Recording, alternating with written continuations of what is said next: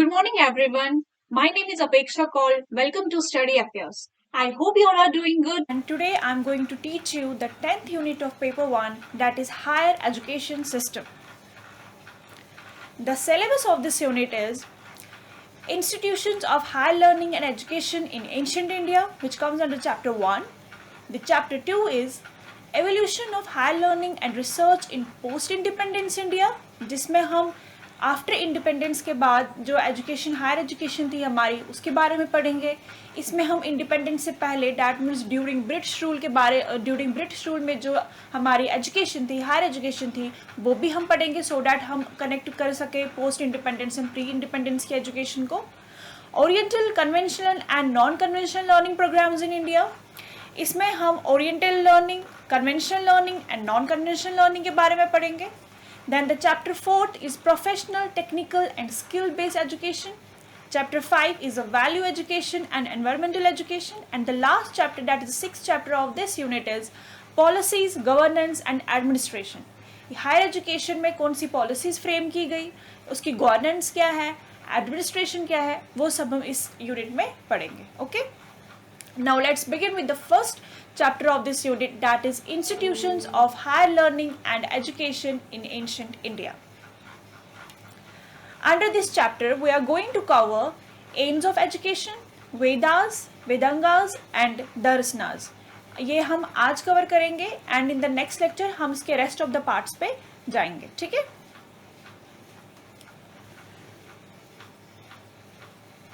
Introduction.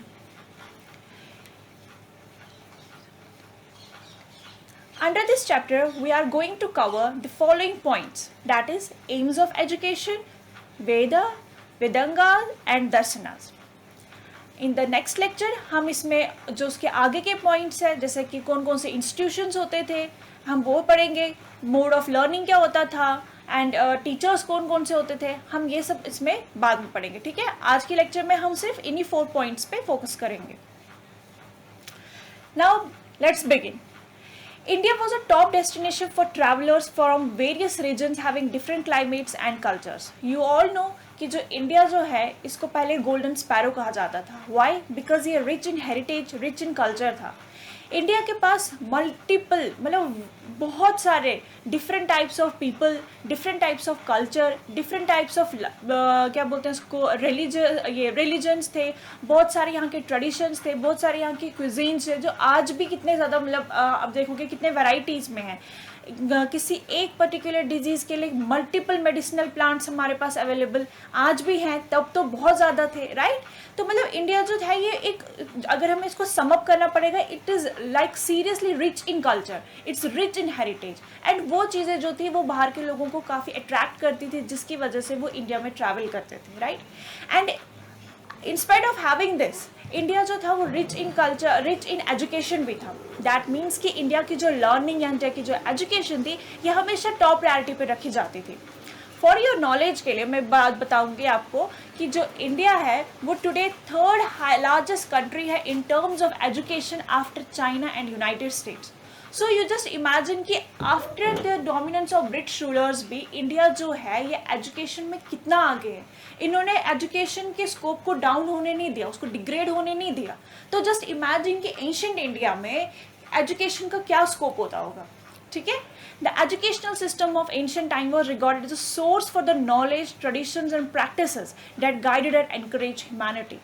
जो ancient India में जो एजुकेशन सिस्टम होता था या एंशिएंट इंडिया में जो एजुकेशन का मोटिव होता था वो यही होता था ताकि वो ह्यूमैनिटी को एनकरेज कर सके, लोगों में इंसानियत ला सके, कि उनको दूसरे लोगों के साथ कैसे बात करनी है, उनको कितना प्यार रखना है उनके साथ, उनको कैसे रहना है, उनको कैसे अपने आप को एक दूसरे के सामने प्रेजेंट करना है, उन सब के बारे में जो था उनका मेन फोकस होता था एंशिएंट टाइम्स में. ठीक है. So the most important keyword जो एंशिएंट टाइम में एजुकेशन का मेन रोल था, that was to spread humanity, to encourage humanity among the people.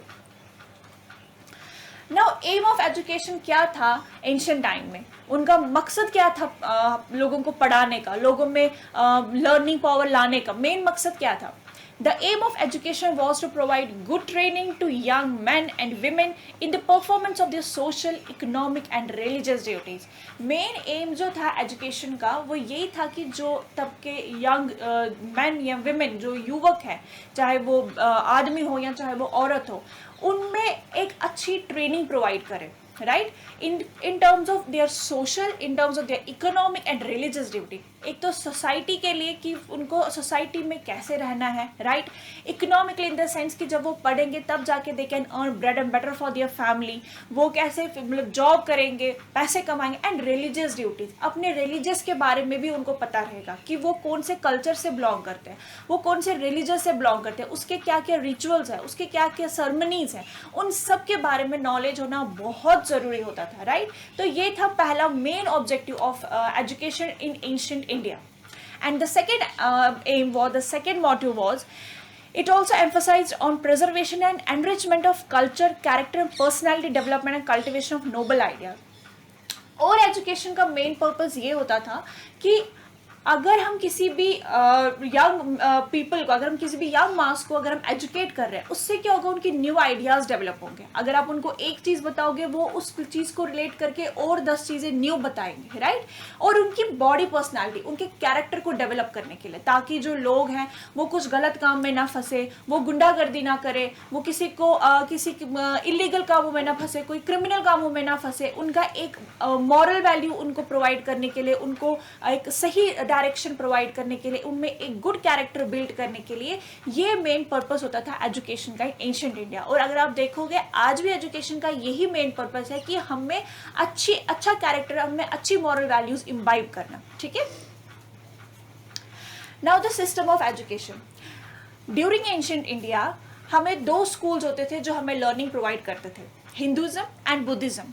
जो हिंदुज्म था वो वैदिक सिस्टम ऑफ एजुकेशन को फॉलो करता था, एंड जो बुद्धिज्म था वो बुद्धिस्ट सिस्टम ऑफ एजुकेशन को फॉलो करता था. तो वैदिक सिस्टम में Sanskrit was the medium of instructions. Remember this thing because it's the key point. ये आपको एग्जाम में आ सकता है, या इसमें पेपर में एमसीक्यूज में आ सकता है कि which was the medium of instruction in the Vedic system of education. That was Sanskrit. And Buddhist system of education जो थे उसमें Pali was the medium of instruction. Okay, so always remember this point कि वैदिक सिस्टम ऑफ एजुकेशन में Sanskrit language जो थी वो medium of instruction मानी जाती है. संस्कृत जिसको हम मदर ऑफ लैंग्वेज बोलते हैं, मदर ऑफ ऑल लैंग्वेजेस बोलते हैं, एंड पाली जो है वो बुद्धिस्ट सिस्टम ऑफ एजुकेशन के लिए मीडियम ऑफ इंस्ट्रक्शन मानी जाती है. ये सिर्फ आपको नेट के लिए नहीं, या आपको अदर कॉम्पिटिटिव एग्जाम जैसे यूपीएससी एंड ऑल उसमें भी पूछा जा सकता है, ठीक है. तो आप अपने ये जनरल नॉलेज के लिए इसको याद रखें. नाउ वेदा. वेद मीन्स नॉलेज. वेद का मतलब होता है नॉलेज. वेद आपको पता होगा, आपने सुना होगा, ये टर्म आपने पहले भी बहुत बार सुना होगा, right. Veda means knowledge which contains the fundamental information not only on the philosophy of life but also about the whole fabric of ancient Indian culture. Veda जो है उसका मतलब है नॉलेज, ज्ञान. वो ज्ञान का भंडार है, राइट. उसमें सिर्फ आपको लाइफ की फिलॉसफी के बारे में नहीं पता है कि हमें अपनी लाइफ को कैसे मतलब हमें अपनी लाइफ में कैसे रहना चाहिए, how should we live, how should we like behave with other people, how should we try to focus on our career, हमें अपने गोल पे कैसे फोकस करना चाहिए, अपने करियर पे कैसे फोकस करना चाहिए, अपनी लाइफस्टाइल को कैसे मेंटेन करना चाहिए, अपने लाइफ पे कैसे काम करना चाहिए. सिर्फ वो चीज़ें उसमें मेंशन नहीं करके, इनफैक्ट उसमें एंशिएंट इंडिया का पूरा जो भी कल्चर था, जैसे वहाँ के लोग थे, उनका जो लाइफ स्टाइल था, each and every detail of it is also mentioned in Veda, right. पूरा जो हमारी एंशिएंट इंडिया है उसके बारे में पूरा डिस्क्रिप्शन उस हम वेदों में दिया गया है, ठीक है. अगर आपको मतलब अगर किसी को भी एंशिएंट इंडिया के बारे में कुछ भी नहीं पता है कि तब क्या होते थे, कैसे लोग रहते थे, कौन से किंग्स होते थे, उनका लाइफस्टाइल कैसे होता था, तब का काम कैसे, तब की पढ़ाई कैसे होती थी, वो सब इंफॉर्मेशन जो है हमें वेद में दिए गए हैं. Veda are the religious text from which inform the religion of Hinduism. Veda जो है कि हमें हिंदुइज्म रिलीजन के बारे में हमें इंफॉर्मेशन प्रोवाइड करता है, जिसको हम सनातन धर्म भी बोलते हैं. ये भी आप याद रख सकते हैं, ये भी आपको पूछा जाएगा कि वेद जो है ये रिलीजियस टेक्स्ट है जो कि हमें हिंदुइज्म रिलीजन के बारे में बताते हैं, इसलिए इनको हम सनातन धर्म बोलते हैं, जिसका मतलब है इटर्नल ऑर्डर और इटर्नल पाथ। ठीक है, now let me just read out these lines in a very let me just read out the lines. Veda are regarded as the oldest among the literatures of the world and are the original sources of philosophy of life in ancient India. वेद जो है हमारे ये बहुत पुराने literature है हमारे world के। अगर आप देखोगे इसमें आपको सारा डायरेक्शन दिया है कि आपकी पूरी लाइफ की डायरेक्शन इसमें आपको बताई जाएगी कि क्या करना चाहिए, क्या नहीं करना चाहिए, किस चीज़ पे हमें फोकस करना चाहिए, अमल करना चाहिए, किस पे नहीं करना चाहिए, सब कुछ उसमें बताया गया है आपको। The basis of Indian culture lies in the Veda. Indian culture की जो पूरी स्टोरी है, इंडियन कल्चर का जो बेस है कि वो कैसे डेवलप हुआ है, इंडियन कल्चर जो है उसके मतलब उसका बर्थ कैसे हुआ है, उसकी डेवलपमेंट कैसे हुई है, वो आपको वेद में मिलेगी। तो हमारे पास 4 वेद हैं जिनका नाम है Rigveda, Samaveda, Yajurveda and Atharvaveda. Fine, now let's come to the Rigveda. Rigveda जो है ये हमारा फर्स्ट वेद है, it's the first Veda. And Rigveda का जो ये वर्णन है वो ऐतरेय ब्राह्मण ग्रंथ में किया गया है। रिमेंबर दिस की पॉइंट, दैट इज ऋग्वेद का जो वर्णन है वो ऐतरेय ब्राह्मण ग्रंथ में किया गया है। This can also come in the paper, like they can ask this question as a match of the following और समथिंग एल्स, मतलब ये पूछ सकते हैं आपको। सो आपको पता होना चाहिए, should be known of this that Rigveda का जो वर्णन है वो ऐतरेय ब्राह्मण ग्रंथ में किया गया है। ऋग्वेद का जो क्रक्स है, उसका जो मेन मोटिव है वो ये है कि लोगों में simple living and high thinking होनी चाहिए। ठीक है, simple living and high thinking. जब आपकी लिविंग सिंपल हो, सिंपल इन द सेंस कि जब आप साधारण जीवन अपना साधारण जीवन जब आप रहोगे, सिंपल लिविंग में रहोगे, एंड आपकी थिंकिंग जब हाई हो, जब हाई थिंकिंग होती है तो आपके न्यू आइडियाज आप जनरेट कर सकते हो। ठीक है, आप ज्यादा फोकस अपने न्यू कॉन्सेप्ट्स पे कर सकते हो, आप ज्यादा फोकस अपने साइंटिफिक कॉन्सेप्ट्स पे कर सकते हो। तो इसका मेन मोटिव यही था कि लोगों में सिंपल लिविंग होनी चाहिए, मतलब वो फालतू के एक्सपेंसेस नहीं रखने चाहिए, फालतू की वेस्टेज ऑफ मनी नहीं होनी चाहिए, एकदम सिंपल लिविंग जो हमें नेसेसिटी है, जो हमें रिक्वायर्ड है फॉर आवर लाइफ के लिए, जो हमें जिंदा रहने सर्वाइवल के लिए जो हमें रिक्वायर्ड है वो होना चाहिए। एंड थिंकिंग हमारी ब्रॉड होनी चाहिए, क्योंकि जब हमारी थिंकिंग ब्रॉड होगी तब हम खुद को भी आगे ले पाएंगे, हम अपने घर को आगे ले पाएंगे, अपनी सोसाइटी को आगे ले पाएंगे, तो अपनी कंट्री को भी हम आगे ले पाएंगे। राइट, ऋग्वेद में 1028 श्लोक्स है। Remember this point also, Rigveda में 1028 श्लोक्स हैं, 10,580 वर्सेस हैं एंड 10 मंडल्स हैं।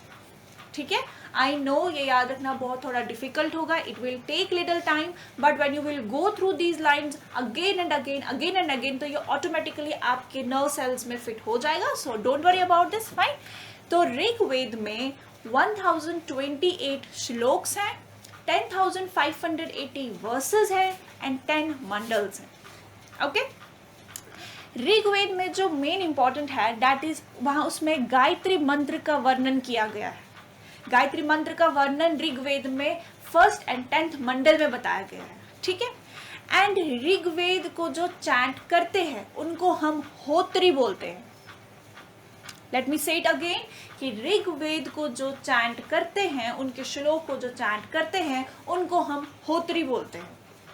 ठीक है, आपको समझ में आ गया। जो आपको इंपॉर्टेंट चीजें जो आपको याद रखनी है वो ये है, ऋग्वेद हमारा फर्स्ट वेद है, ऋग्वेद का वर्णन ऐतरेय ब्राह्मण ग्रंथ में किया गया है। ऋग्वेद का मेन जो क्रक्स है, उसकी जो फाउंडेशन है वो क्या है कि लोगों में simple living and high thinking होनी चाहिए। उसमें 1028 श्लोक है, 10,580 वर्सेस है एंड 10 मंडल्स हैं। और ऋग्वेद जो है उसमें गायत्री मंत्र का 1st and 10th मंडल में वर्णन किया गया है। एंड जो ऋग्वेद का चैंट करते हैं उनको हम होत्री बोलते हैं। आई होप आपको यहाँ तक समझ आ गया होगा। कुछ स्टूडेंट्स के लिए थोड़ा डिफ़िकल्ट भी होगा अंडरस्टैंड करना, बट मैं आपसे रिक्वेस्ट करती हूँ आप प्लीज़ इस वीडियो को बार बार देखें, आप फिर से उसको बैक मतलब रिवाइंड कर करके देखें जब तक कि आपको इसके बारे में इंफॉर्मेशन ना हो। और अगर आपको अपने कॉन्सेप्ट्स डीपली इस चीज़ के लिए क्लियर करने हैं, आप बहुत सारे सोर्सेज भी देख सकते हो, क्योंकि अभी हम सिर्फ नेट पॉइंट ऑफ व्यू से देख रहे हैं, हम उसको इतना डीपली नहीं बता सक रहे हैं। लेकिन अगर आपको डीपली पढ़ना है तो आप प्लीज़ डिफरेंट सोर्सेज पे जाओ, टेक्स्ट बुक से जाओ, ताकि आपके कॉन्सेप्ट्स और भी क्लियर हो जाए। ठीक है, तो ये एक मैन्युस्क्रिप्ट है ऋग्वेद का, मैं आपको दिखाने के लिए मैंने ये इसमें देखा लगाया, ताकि आपको पता चले कि ऋग्वेद जो है, देखो संस्कृत लैंग्वेज में कैसे उसमें लिखा गया है, कैसे मेंशन किया गया है। अगर आपको और भी इसके लिए इन्फॉर्मेशन चाहिए होगी तो आप गूगल से, नेट से, कहीं से भी देख सकते हैं। ठीक है, now comes the Samaveda. Samaveda जो है ये क्लासिकल म्यूजिक पे बेस्ड है। ठीक है, सामवेद का जो वर्णन है ये पंचविश ब्राह्मण ग्रंथ में किया गया है। रिमेंबर दिस, सामवेद का जो वर्णन है ये पंचविश ब्राह्मण ग्रंथ में किया गया है। ऋग्वेद में जितने भी श्लोक हैं, ठीक है, जितने भी श्लोक हमारे ऋग्वेद में हैं, उनको म्यूजिकल फॉर्म में रिप्रेजेंट करने के लिए, उनको म्यूजिकल टच देने के लिए जो लोग चैंट करते थे उन्हें हम उद्गाता बोलते हैं। क्या बोलते हैं? उद्गाता। ठीक है, तो ऋग्वेद और सामवेद जो है ये थोड़े कनेक्टेड भी है, they are closely connected to each other. Why? Because Rigveda के जो श्लोक हैं उनको म्यूजिकल टच देकर रिप्रेजेंट किया जाता है, और वो सब का वर्णन जो है वो सामवेद में किया गया है। अब जो ये सामवेद है, ये टर्म कहाँ से डिराइव हुई है? ये सोमा यजना, ये भी आ सकता है, ये भी पूछा जा सकता है। ये किसी भी, चाहे यूपीएससी एग्जाम हो, चाहे आपका यूजीसी नेट का पेपर हो, उसमें पूछा जा सकता है कि सामवेद जो है वो डिराइव कहाँ से किया गया है? सोमा यज्ञ वर्ड से। सोमा यज्ञ इन द सेंस कि यज्ञ एक होता है, सोमा यज्ञ, सॉरी, यज्ञ का मतलब होता है यज्ञ करना, हवन करना, और सोमा मतलब जब उसमें कोई भी ऑफरिंग दी जाती है उस टाइम पे जो चैंट्स किए जाते हैं उनको बोलते हैं सोमा यज्ञ, एंड वहां से डिराइव की गई है एक वर्ड दैट इज सामवेद। ठीक है, सामवेद जो है सब वेद्स में सबसे छोटा है, एंड ये as I already told you कि it's closely connected with Rigveda. Why? Because the shlokas that are present in Rigveda, उनको उसको म्यूजिकल टच दिया गया है, उसको म्यूजिकल वे में रिप्रेजेंट किया गया है। किसमें? सामवेद में, मतलब उसका वर्णन जो है वो सामवेद में दिया गया है। एंड सामवेद में कितने वर्सेज हैं? 1549 verses. Once again this point is should be remember, that is Samaveda में कितने वर्सेज दिए गए हैं? 1549 वर्सेस। ठीक है, देन यजुर्वेद। यजुर्वेद का जो वर्णन है, यजुर्वेद जो है, मैं आपको पहले बताऊं कि ये रिचुअल्स, जो मंत्र पढ़े जाते हैं, सर्मनीज के टाइम पे जो मंत्र पढ़े जाते हैं उनके साथ ये रिलेट करता है, वो इनके अंडर आता है। उनका वर्णन यजुर्वेद में किया गया है। तो इन यजुर्वेद का वर्णन शतपथ ब्राह्मण ग्रंथ, इसमें किया गया है। तो आप ये फिर से याद रखेंगे कि यजुर्वेद का जो वर्णन है ये शतपथ ब्राह्मण ग्रंथ में किया गया है। इसमें जो भी रिलीजियस एक्टिविटीज़ जब हुई हैं, जैसे कि किसी की सेरेमनीज हुई हैं, कि शादी हुई है, कुछ भी हुआ है, किसी की डेथ हुई है, या और भी बहुत सारे जो हिंदुइज्म में जो भी रिचुअल्स होती हैं, उसमें जो मंत्र का उच्चारण किया जाता है, उन सब का वर्णन जो है वो यजुर्वेद में है। हवन के टाइम पे जो मंत्र का वर्णन किया जाता है, वो उन सबका जो डिस्क्रिप्शन, उन सबका जो सबके बारे में जो है वो यजुर्वेद में बताया गया है। ठीक है, और यजुर्वेद जो है इनको चैंट करने के लिए कौन से लोग होते थे? जिनको बोलते थे अधर्व्यूज। यजुर्वेद को जो चैंट करते थे उन्हें बोलते थे अधर्व्यू। तो आप ये याद रखेंगे कि ऋग्वेद को जो चैंट करते थे उन्हें बोलते थे होत्री, जो सामवेद को चैंट करते थे उन्हें बोलते हैं उद्गाता, एंड जो यजुर्वेद को चैंट करते हैं उन्हें बोलते हैं अधर्व्यू। ठीक है, तो इन सब की क्या होती थी? एक ट्रेनिंग की जाती थी, क्योंकि हर मंत्र का एक अलग मतलब होता है, हर मंत्र को उच्चारण करने का एक तरीका होता है। अब ऐसी किसी मंत्र को नहीं एक सिंपल फ्लो में नहीं आप पढ़ सकते हो, किसी में आपको हाई सुर लगाना पड़ता है, किसी को थोड़ा आपको ऊंचा बोलना पड़ता है, किसी को थोड़ा आपको एक बेस लेके बोलना पड़ता है, राइट? तो इसलिए इस चीज़ को मद्देनज़र रखते हुए, इस चीज़ को देखते हुए उन ये प्रीस्ट होते थे, इनको एक एजुकेशन दी जाती थी, इनकी ट्रेनिंग दी जाती थी डिफरेंट स्कूल्स में, इनको डिफरेंट इंस्टीट्यूशंस होते थे जहाँ इनको इसके बारे में बताया जाता था, ट्रेन किया जाता था, एंड उसके बाद ही ये फिर इन मतलब किसी के लिए, किसी भी रिचुअल के लिए मंत्र पढ़ते थे, किसी भी हवन के लिए मंत्र पढ़ते थे, ठीक है। तो यजुर्वेद में अगर आपको इंडिया का सेक्युलरिज्म देखना है, अगर आपको इंडिया का सेक्युलर पार्ट देखना है, तो आप यजुर्वेद पढ़ सकते हैं। वहाँ से आपको इंडिया के सेक्युलरिज्म के बारे में पूरी इंफॉर्मेशन मिलेंगी कि एशियंट इंडिया में सेक्युलर एस्पेक्ट क्या था इंडिया का, ठीक है। देन अथर्ववेद, अथर्ववेद जो है इसमें साइंस, काला जादू, ब्लैक मैजिक, कुछ भी इविल टाइप जो होते हैं इंफॉर्मेशन, नॉलेज, उसके बारे में बताया गया है।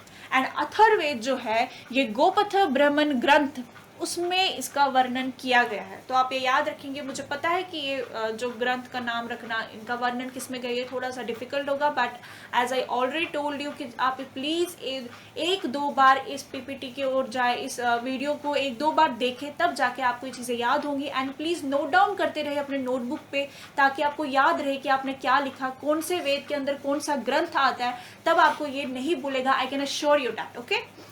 सो अथर्ववेद जो है ये, इसका वर्णन गोपथ ब्राह्मण ग्रंथ में किया गया है। And it is thoroughly secular in character, containing a vivid description of various arts and science. जैसे मैंने आपको बोला, इसमें कला के बारे में, ज्ञान विज्ञान के बारे में, ब्लैक मैजिक के बारे में, इविल जो इन्फॉर्मेशन होती है, इविल मतलब किसी के लिए कुछ भी नेगेटिविटी एंड ऑल दैट, उसकी इन्फॉर्मेशन जो है वो अथर्ववेद में दी गई। इसके अलावा मैं आपसे रिक्वेस्ट करती हूँ कि प्लीज आप इस जो हमारा चैनल है इसको आप लाइक करें, सब्सक्राइब करें, एंड आप इस वीडियो को ज्यादा से ज्यादा शेयर करें, ताकि जो स्टूडेंट्स अफोर्ड नहीं कर पाते हैं पेड कोर्सेज पढ़ना, किसी इंस्टीट्यूशन जो हाईली इंस्टीट्यूशन है उनके थ्रू पढ़ना, एटलीस्ट वहां से यहाँ से उनको इन्फॉर्मेशन मिल सके, वो अपनी प्रिपरेशन कर सके, एंड डिजर्विंग कैंडिडेट जो है वो अपने कॉम्पिटेटिव एग्जाम्स में क्वालिफाई हो सके। So I request you from the bottom of my heart to kindly like and subscribe this channel. हमारा इंस्टाग्राम हैंडल भी है जिसपे आप जाके फॉलो कर सकते हैं, उसकी लिंक आपको टॉप ऑफ द स्क्रीन पे लेफ्ट साइड पे कहीं शो विजिबल होगी। आप हमारा ऐप भी है जिसकी डिस्क्रिप्शन आपको डिस्क्रिप्शन बॉक्स में प्रोवाइड की जाएगी, तो आप वो गूगल प्ले स्टोर से इजिली डाउनलोड कर सकते हैं। And thank you so much. I request you all once again to kindly like, subscribe and comment, and do share. Please do share this video as much as you can. Thank you.